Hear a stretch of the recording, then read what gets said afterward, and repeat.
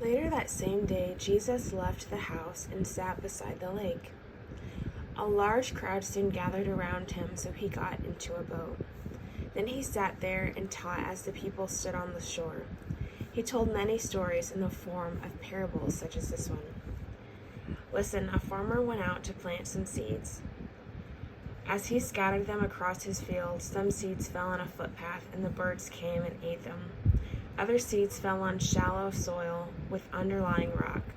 The seeds sprouted quickly because the soil was shallow, but the plants soon wilted under the hot sun, and since they didn't have deep roots, they died. Other seeds fell among thorns that grew up and choked out the tender plants. Still, other seeds fell on fertile soil, and they produced a crop that was 30, 60, and even 100 times as much as had been planted. Anyone with ears to hear should listen and understand. His disciples came and asked him, "Why do you use parables when you talk to the people?" He replied, "You are permitted to understand the secrets of the kingdom of heaven, but others are not. To those who listen to my teaching, more understanding will be given, and they will have an abundance of knowledge. But for those who are not listening, even what little understanding they have will be taken away from them. That is why I use these parables. For they look, but they don't really see. They hear, but they don't really listen or understand. This fulfills the prophecy of Isaiah that says, 'When you hear what I say, you will not understand. When you see what I do, you will not comprehend. For the hearts of these people are hardened, and their ears cannot hear, and they have closed their eyes, so their eyes cannot see, and their ears cannot hear.